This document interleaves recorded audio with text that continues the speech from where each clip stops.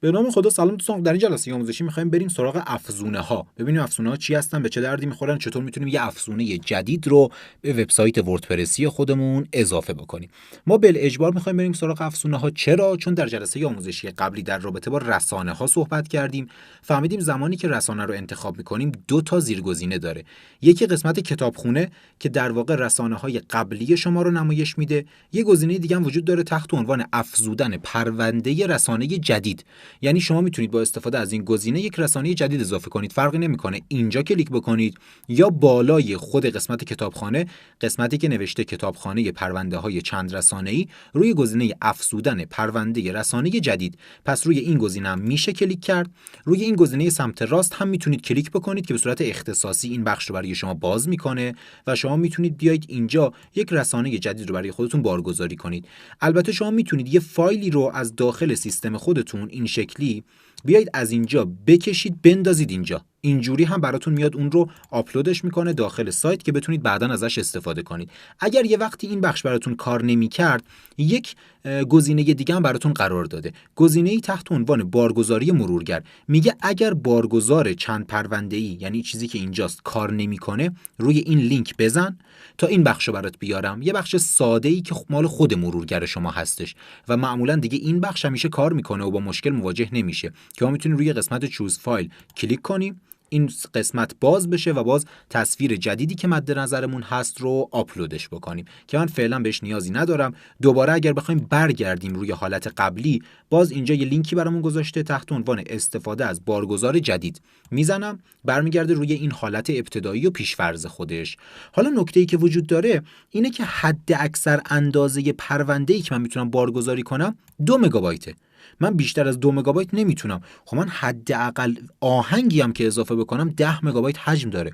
یه آهنگ بخوام برام از یه خواننده اضافه بکنم 10 مگابایت حجمشه. هرچند بهتون پیشنهاد میکنم همیشه از رسانه‌های حجم پایین استفاده کنید تا جایی که افت کیفیت نداشته باشید و بتونید و دستتون باز باشه، سعی کنید حجم رسانه خودتون رو پایین بیارید که بعداً حتی توی سئو سایت شما هم تاثیر منفی خواهد گذاشت. حجم‌های بالا.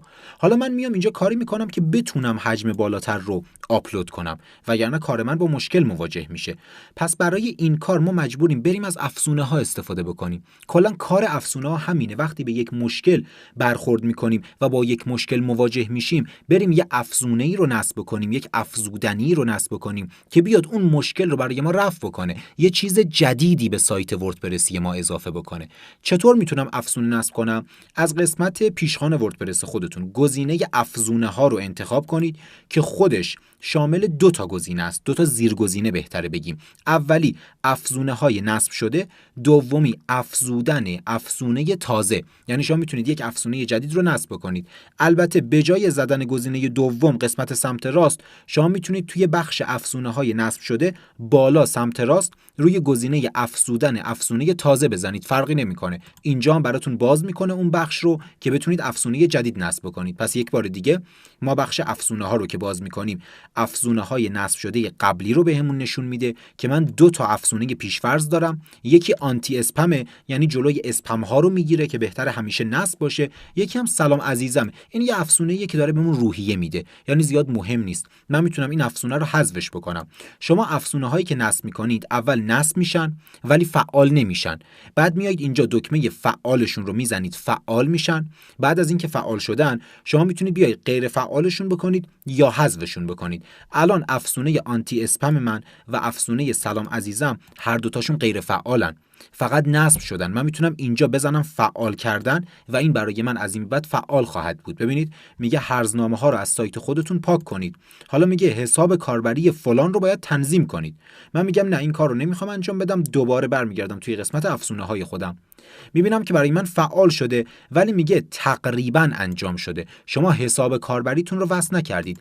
میفهمم تقریبا یک افزونه پولی هستش، یعنی باید یه پولی پرداخت کنم، لایسنسی بخرم. پس میگم غیر فعال فعالش کن. میخواستم فقط فعال و غیر فعال کردن رو بهتون نشون بدم. ببینید که چطور میتونید فعالش کنید، چطور میتونید از اینجا بزنید غیر فعال کردن و اون افزونه برای شما غیر فعال میشه. توی فعال و غیر فعال کردن افزونا همیشه نهایت دقت رو داشته باشید. یهو وبسایت یه نفر رو با غیر فعال کردن یه دونه افزونه میتونید بفرستید روی هوا و کاری کنید که وبسایت خراب بشه. البته این رو برای وبسایت‌های بزرگ میگم، فعلا که ما سایت آنچنانی نداریم و مشکلی هم برامون پیش نمیاد. پس من میام این افزونه آنتی اسپم که الان غیر فعال هست رو حذف میکنم. میگم اصلا این افزونه رو نمیخوام که داشته باشم.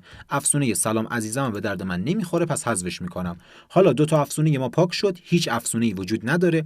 میتونم روی گزینه سمت راست پایین افزودن افزونه تازه بزنم که یه صفحه جدید این شکلی برای من بیاد و بتونم از اینجا افزونه مد نظر خودم رو انتخاب کنم. ما چند تا راه داریم که بتونیم این کار رو انجام بدیم. اول اینه که من در بین افزونه‌های موجود بیام سرچ کنم، بگم آقا دنبال افزونه فلان میچرخم. ببینید افزونه ویرایشگر کلاسیک هم داریم، یعنی شما میتونید ویرایشگر قدیمی وردپرس رو با نصب کردن، یعنی زدن این گزینه، دوباره برش گردونید که لازم نیست. افزونه جدید رو من دارم، یعنی ویرایشگر گوتنبرگ برای من به صورت پیش‌فرض فعاله، پس اصلا مجبور نیستم که برم افزونه قدیمیه رو باز دوباره نصب بکنم. بالا سمت چپ توی قسمت جستجو بیایید این عبارت رو جستجو بکنید: Increase maximum upload file size. یعنی میخوام ماکسیموم آپلود فایل سایز خودم رو افزایش بدم، اون مقدار نهایی که میتونم آپلود بکنم رو میخوام افزایش بدم. این رو اگر اینجا سرچ بکنید، این گزینه سمت راست برای شما میاد، افزونه سمت راست برای شما پیدا میشه، دقیقاً با همون نام هستش. شما این نام رو باید جستجو کنید. میتونید الان استاپ بزنید، جستجو کنید، پیداش بکنید. اگر این کار رو انجام بدید، یعنی این شکلی جستجو بکنید، روی دکمه نصب میتونید بزنید، شروع میکنه به نصب شدن و برای شما نصب میشه. پس من میام اینجا روی دکمه نصب میزنم، منتظر میمونم تا افزونه برای من نصب بشه. حتما به اینترنت متصل باشید. اینجا اینترنتی داره کار میکنه. درسته که ما الان سایتمون توی لوکال هاسته، ولی قرار نیست که به سرور وردپرس هم شما بخواید از لوکال هاست متصل بشید. سرور وردپرس که آنلاینه دیگه، اینجا باید آنلاین باشید تا اینو براتون بیاد. ببینید الان نصب شده، میگه میخواید فعالش کنید، میگم نه، از اینجا نه. من برای اینکه بهتر یاد بگیرم دوباره برمیگردم توی قسمت افزونه ها، میبینم که این افزونه برای من نصب شده.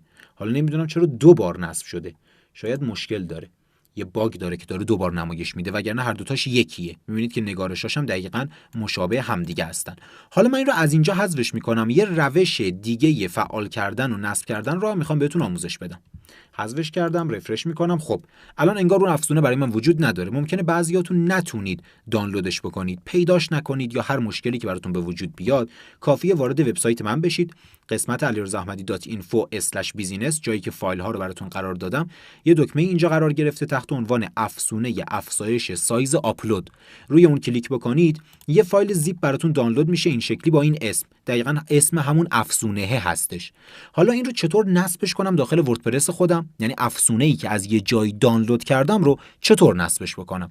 کافیه برگردم این قسمت، بیام وارد سایت خودم بشم، قسمت پیشخوان، برم توی قسمت افزودن افزونه تازه، اینجا که بتونم افزونه جدید نصب بکنم. حالا من اینا رو نمیخوام، اینایی که اینجوری آنلاین هستن و میتونیم نصبشون کنیم رو نمیخوام. بالا سمت راست یه گزینه‌ای برای من قرار داده تحت عنوان، یا بهتر بگیم یه دکمه‌ای قرار داده تحت عنوان بارگذاری افزونه. روی بارگذاری افزونه که بزنید، این بخش برای شما باز میشه. اینجا روی چوز فایل کلیک میکنید، برای شما این پنجره باز میشه و میگه کجاست اون فایل زیپی که میخواید کجاست. حواستون باشه این فایل زیپ رو از حالت فشرده خارج نکنید، باید زیپ باشه. برمیگردم اینجا، میگم اوکی، برو توی پوشه دانلود من، توی قسمت کامپرس پیداش میکنی. اینجا پیداش کرد. همین فایل زیپ رو انتخاب میکنم، یا دابل کلیک میکنم یا پایین سمت راست روی اوپن میزنم. الان انتخاب شد.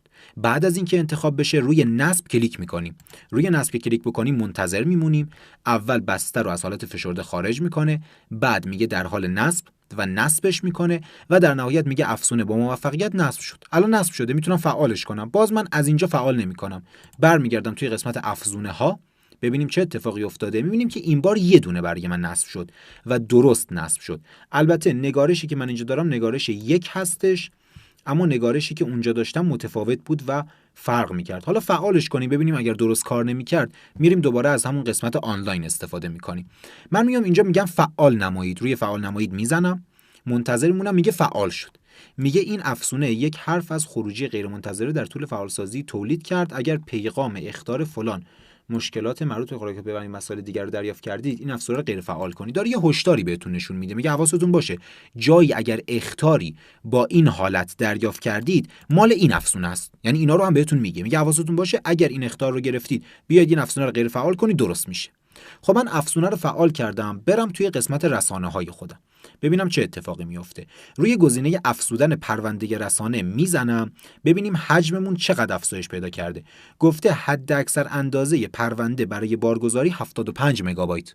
یعنی ما تونستیم حجم کار خودمون رو افزایش بدیم دیگه. افزونه‌ای که اینجا من برای خودم فعال کردم اومد حجم کار ما رو افزایش داد و من به جای 2 مگابایت حالا میتونم از 75 مگابایت استفاده بکنم. یه سری از افزونه‌ها زمانی که شما اضافه میکنید به وردپرس خودتون میان اینجا یه سری گزینه‌ها رو هم براتون اضافه میکنن. حالا ما ببینیم آیا این افزونه نصب شده گزینه‌ای هم برای ما اضافه کرده. توی قسمت کاربران که گزینه‌ای اضافه نشده. توی بخش ابزارها اینا رو قبلا داشتم، حالا میدونم که شما این ابزارها رو تا الان کار نکردید، ولی خب من طبق تجربه میدونم که همه اینها بوده و چیز جدیدی اضافه نشده. توی بخش تنظیمات هم چیزی اضافه نشده، گزینه دیگه‌ای هم که اینجا نداریم. پس افزونه‌ای که من اضافه کردم تمام اون کاری که می‌خواست انجام بده رو انجام داد. حالا میتونم روی رسانه کلیک بکنم، اینجا افزودن رسانه رو بزنم و میبینم که 75 مگابایت برای من اضافه شده.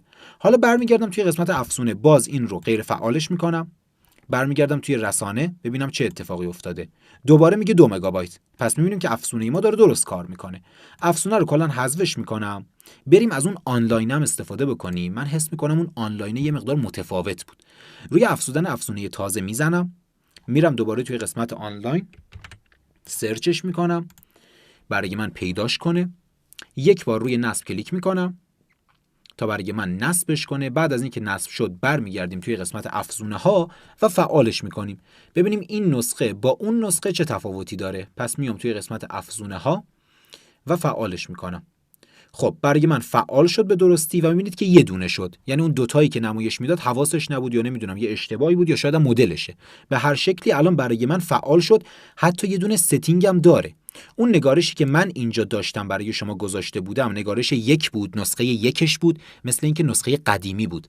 اما نسخه‌ای که اینجا داره بهمون میده نگارش 204، شاید حتی برای شما جدیدترم باشه. یه قسمت ستینگ هم داره، من میتونم بازش کنم، یه سری تنظیمات رو اینجا ببینم و این تنظیمات رو برای خودم تغییرشون بدم. بله اینجا یه تنظیمی رو در اختیار خودم گذاشته، میگه تا چقدر میخوای آپلود بکنی. من میتونم حتی تا 1 گیگابایت بیام این رو تغییر بدم. اینجوری خیلی بهتره دیگه. توی این نسخهش خیلی اومدن کار رو برای ما ساده تر کردن. من میام مثلا تا 512 مگابایت این رو افزایش میدم. بعد ذخیره تغییرات رو میزنم، میگه ذخیره شد. میریم توی قسمت رسانه ببینیم چه اتفاقی میفته. رسانه رو باز میکنم، میزنم افزودن پرونده رسانه جدید و اینجا میگه شما تا 512 مگابایت میتونید فایل اضافه بکنید. خیلی افزونه خوبی بود و خیلی کار جذابی داره برامون انجام میده. تنظیماتش رو از کجا میتونیم پیدا کنیم؟ کافیه بریم توی قسمت افزونه های نصب شده، اینجا روی ستینگزش بزنیم، این تنظیمات برای ما باز میشه. من میتونم بیام اینجا خودم مشخص کنم. تا 1 گیگابایت هم به ما فضا داده. گفته 16 مگابایت، 32، 64، 128، 256، 512 و 1 گیگابایت. هر کدوم میخوای خودت انتخاب کن. یه گزینه مور اپتیمایزیشن هم داره که احتمالاً زیاد به درد بخور، برای ما نیست. برای ما فقط این افزونه قرار بود که عملیات افزایش حجم آپلود رو انجام بده که به درستی داره انجام میده. شما الان با افزونه ها هم آشنا شدید، دیدید که افزونه ها چطور میتونن یه سری کارا رو برای ما انجام بدن. اگر یادتون باشه یکم قبلتر، مثلا 3-4 دقیقه پیش بهتون گفتم برخی از افزونه هایی که نصب میکنید یه سری گزینه ها رو ممکنه اینجا اضافه کنن. درسته؟ الان این افزونه یه گزینه‌ای برای من اضافه کرده. جدای از این که من از قسمت افزونه‌های نصب شده میتونم بیام روی ستینگزش کلیک کنم، قسمت سمت راست پایین توی بخش تنظیمات یه گزینه این پایین برامون اضافه شده. گزینه‌ای که ما رو میبره به تنظیمات این افزونه. چه از اینجا روی تنظیمات کلیک کنید، چه بیاید توی قسمت تنظیمات اینجا رو بزنید، دوباره همون تنظیمات براتون میاد و میتونید سایز رو مشخص کنید که دقیقاً سایز آپلود شما قراره چقدر باشه. هر سایزی که انتخاب بکنید توی رسانه هم دقیقاً همون سایز برای شما میاد. اینم یکی از کاربردهای عملی اضافه کردن افزونه‌ها در سیستم مدیریت محتوای وردپرس. میبینید چقدر ساده، هر جاش که گیر بکنیم یه افزونه‌ای وجود داره که با نصب کردنش و زدن چند تا کلیک میتونه اینقدر کارهای حرفه‌ای رو برای ما به ساده ترین شکل ممکن بدون کدنویسی انجام بده. خب برای این جلسه آموزشی هم تا همینجا یه کار کافی. امیدوارم که همواره حال دلتون خوب باشه. خسته نباشید. خدا نگهدار.